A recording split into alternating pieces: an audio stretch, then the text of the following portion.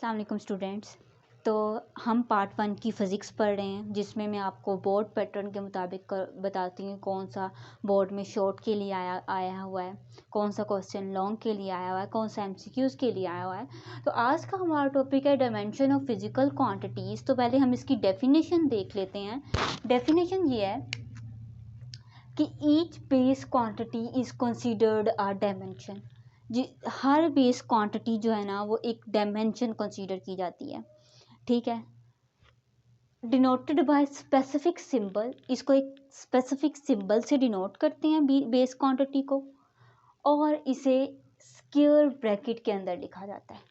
अगर किसी base quantity को स्पेसिफिक सिंबल से रिप्रेजेंट करके उसे स्क्वायर ब्रैकेट में लिख दिया जाए तो वह उसकी डायमेंशन होगी। ये मैं आगे बताऊंगी इसको यूज़ क्यों करते हैं। तो लेंथ की डायमेंशन L है, उसको स्क्वायर ब्रैकेट में क्लोज किया गया है। मैथ की डायमेंशन M, उसको क्लोज किया गया है स्क्वायर ब्रैकेट के अंदर। और टाइम की डायमेंशन T है। ये आपकी ना बुक में जो यूज़ हुए हैं ना वो यही तीन है, ठीक है। इसके अलावा मैं आपको बता देती हूँ टेम्परेचर की डायमेंशन उसके यूनिट से है केल्विन से K। इलेक्ट्रिक करंट की डायमेंशन उसका यूनिट से है एम्पेयर से A। अमाउंट ऑफ सब्सटेंस असल में नंबर ऑफ मोल्स होते हैं, तो नंबर से n है इसकी डायमेंशन। इंटेंसिटी ऑफ लाइट की डायमेंशन J है, लेकिन ये आपके इंपॉर्टेंट नहीं है, ये तीन इंपॉर्टेंट हैं जो आपकी बुक में यूज़ होंगे और पेपर में भी आपसे इन्हीं तीन के रिलेटेड क्वेश्चन पूछे जाएंगे। इसके अलावा ये तो हो गई बेस क्वांटिटी की डायमेंशन। जो ड्राइव्ड क्वांटिटी की डायमेंशन होती है ना वो हम बेस क्वांटिटी की मदद से ही लिखते हैं। ड्राइव क्वांटिटी की डायमेंशन लिखने के लिए हमें उसका फॉर्मूला पता होना चाहिए या उसका यूनिट पता होना चाहिए, ठीक। कोई एक भी पता होगा तो हम लिख सकते हैं। पहले हम देख लेते हैं फॉर्मूला से कैसे हम उसकी डायमेंशन लिख सकते हैं। पहले मैं अगर वेलोसिटी की डायमेंशन लिखना चाहूँ तो वेलोसिटी का फॉर्मूला होता है लेंथ ओवर टाइम। तो वेलोसिटी की डायमेंशन होगी लेंथ की डायमेंशन को रिप्रेजेंट करने के लिए मैंने स्क्वायर ब्रैकेट लिखी है। वेलोसिटी की डायमेंशन होगी लेंथ की डायमेंशन डिवाइडेड बाय टाइम की डायमेंशन। लेंथ की डायमेंशन क्या है L, और मतलब ये लेंथ मैस और टाइम है ना, इनकी डायमेंशन सिंपल है याद करने के लिए कि लेंथ L से बनता है, L से स्टार्ट होता है तो इसकी डायमेंशन S, मैस M से तो इसकी डायमेंशन M, टाइम T से तो इसकी डायमेंशन T, लेकिन ये तीनों कैपिटल लेटर्स हैं, ठीक। लेंथ की डायमेंशन L, टाइम की डायमेंशन T, तो ये T उधर जाके ऊपर जाके क्या हो जाएगा -1, तो LT-1 मेरी क्या होगी वेलोसिटी की डायमेंशन। आगे आती है एक्सेलरेशन की डायमेंशन। एक्सेलरेशन का फॉर्मूला होता है वेलोसिटी ओवर टाइम। तो मुझे वेलोसिटी की डायमेंशन लिखनी है, टाइम की डायमेंशन लिखनी है, वो इक्वल होगी एक्सेलरेशन की डायमेंशन के। तो वेलोसिटी की डायमेंशन मेरे पास ये है LT-1, वो मैंने लिख ली। टाइम की डायमेंशन T है, तो T उधर ऊपर जाके क्या हो जाएगा -1, तो ये LT-1 -1 -1 -1 -2, तो LT-2, T की पावर ऐड हो जाएगी, बेस से पावर ऐड वाला फॉर्मूला लगा है, रूल लगा है। फोर्स का फॉर्मूला है F = ma। हमें फोर्स की डायमेंशन = मैस की डायमेंशन मल्टीप्लाई बाय एक्सेलरेशन की डायमेंशन। एक्सेलरेशन की डायमेंशन अभी हमने डिराइव किया है LT-2, ठीक है, वो ये है। और मैस की डायमेंशन क्या है m, ठीक है, और m LT-2 फोर्स की डायमेंशन हो गई। इस तरह एरिया की डायमेंशन क्या होगी, एरिया की डायमेंशन होगी L length multiply by width, ठीक। ये आपके ना शॉर्ट क्वेश्चन भी हैं ये सारे, और MCQs में भी आ जाता है आपको, ठीक। और ये जो डेफिनेशन है ना, ये जो है डेफिनेशन, ये शॉर्ट क्वेश्चन है आपका। इसके साथ आपने कोई भी एग्जांपल दे देनी है, किसी भी ड्राइव की या बेस की एग्जांपल दे देना, ये एग्जांपल दे दीजिएगा, ठीक। उसके अलावा एरिया की जो डायमेंशन है वो लेंथ मल्टीप्लाई बाय विड्थ है। लेंथ की डायमेंशन मल्टीप्लाई बाय विड्थ, आपको पता है विड्थ भी असल में लेंथ ही होती है, तो विड्थ की डायमेंशन भी L ही होगी, ठीक है, और ये भी L है, तो length multiply by length = L²। इस तरह वॉल्यूम की डायमेंशन होगी length multiply by width multiply by height. Length की डायमेंशन L, विड्थ की डायमेंशन भी एल, क्योंकि वो भी लेंथ होती है, हाइट भी लेंथ होती है तो वो भी एल होगी इसकी डायमेंशन भी, तो ये क्या हुई, एल क्यूब हुई। यहाँ पे मैंने वेलोसिटी का फॉर्मूला लिखा है लेंथ ओवर टाइम, असल में यहाँ पे आना था distance over displacement over time, तो डिस्प्लेसमेंट असल में लेंथ ही होती है, इसलिए मैंने उसको लेंथ ही लिख दिया। आप लिख सकते हैं लेंथ भी और डिस्प्लेसमेंट भी लिख सकते हैं। यूनिट्स को यूज़ करके डायमेंशन निकालेंगे, क्योंकि ये MCQs के लिए है, हमें फ़ौरन डायमेंशन निकालनी होगी। हम इतना लंबा पहले फॉर्मूला लिखेंगे, फिर उसकी डायमेंशन निकालेंगे, फिर उनको ऐड मल्टीप्लाई करेंगे। हम यूनिट से डायरेक्ट डायमेंशन लिख सकते हैं। कि इसके लिए आपको बस ये याद रखना है, किलोग्राम मैस है तो मैस की डायमेंशन m, लेंथ ये जो मीटर है वो किसका यूनिट है, लेंथ का यूनिट, तो उसकी डायमेंशन l। सेकेंड किसका यूनिट है, टाइम का यूनिट, तो उसकी डायमेंशन क्या हुई, t। हम यूनिट से डायमेंशन बता सकते हैं। किलोग्राम मैस का यूनिट है तो उसकी डायमेंशन m, मीटर लेंथ का यूनिट है तो उसकी डायमेंशन l, सेकेंड टाइम का यूनिट है तो उसकी डायमेंशन t। तो वेलोसिटी का यूनिट है मीटर पर सेकेंड, तो मीटर की लेंथ, मीटर की डायमेंशन क्या है l, और सेकेंड की dimension t, l t minus 1। इस तरह फोर्स का unit kilogram metre per second है, तो किलोग्राम की डायमेंशन m, मैस की डायमेंशन मतलब मीटर की डायमेंशन l, और सेकेंड की dimension t, m l t minus 2, मतलब पावर वही आ जाएगी, यूनिट के ऊपर पावर होगी। m एरिया का यूनिट क्या है, मीटर स्क्वायर, तो मीटर की डायमेंशन क्या हुई, l, यहाँ मैंने आपको बताई है मीटर की डायमेंशन l स्क्वायर होगी। मीटर क्यूब है तो l क्यूब। फोर्स का फॉर्मूला है F डॉट डी, ठीक है, force multiply by displacement. Force का यूनिट होता है किलोग्राम मीटर पर सेकेंड और डिस्प्लेसमेंट का होता है मीटर, तो किलोग्राम मीटर स्क्वायर पर सेकेंड स्क्वायर, ये वर्क का यूनिट हुआ। किलोग्राम का m, मीटर का l स्क्वायर, सेकेंड का t माइनस 2।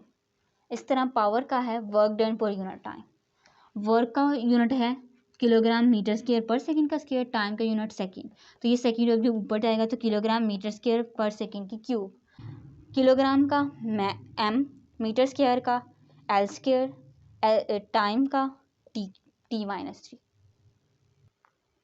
नेक्स्ट कुछ इंपॉर्टेंट पॉइंट्स हैं जो कि MCQs में आ जाते हैं, कि जो नंबर है ना उसकी कोई डायमेंशन नहीं होती, ठीक है। जैसे t is equal to 2 pi l over g है, यानी ये टाइम पीरियड का फार्मूला है पेंडुलम के, तो इसमें 2 पाई की कोई डायमेंशन नहीं है, ठीक। और इसी तरह अगर कोई फॉर्मूला ऐसा है जिसमें दो सिमिलर नंबर्स की रेशो होगी जैसे, तो उसकी भी कोई डायमेंशन नहीं है। जैसे stress is equal to change in length over original length, metre, इसका यूनिट भी मीटर, मीटर मीटर से कटे गया, कोई यूनिट नहीं होता। इन दूसरे लफ्ज़ों में जिस क्वांटिटी का कोई यूनिट नहीं होता ना, उसकी भी कोई डायमेंशन नहीं होती।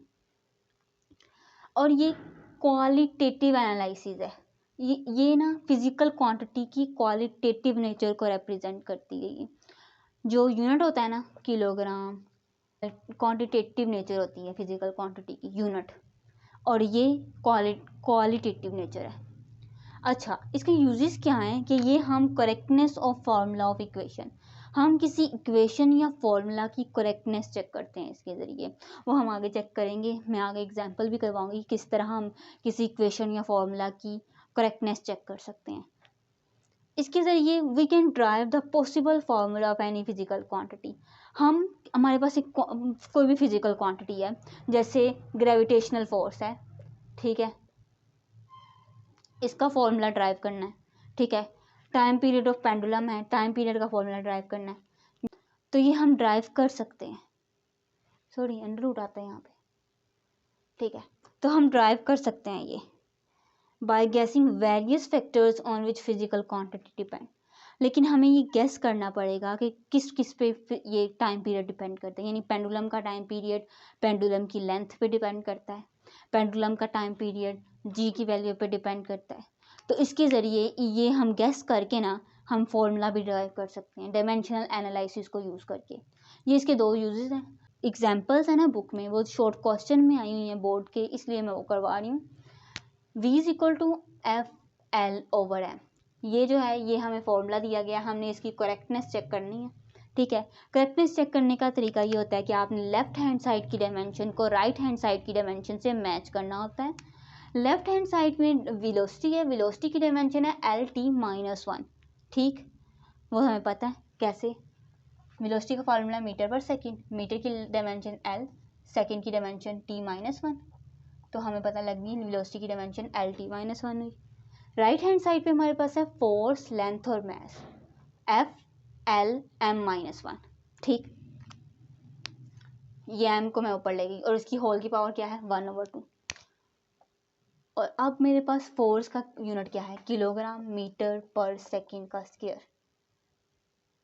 सेम, किलोग्राम का इसकी डायमेंशन एम, इसकी एल और इसकी टी माइनस टू, तो M L T minus two इसकी डायमेंशन होगी, लेंथ की डायमेंशन एल और मास की डायमेंशन एम हुई।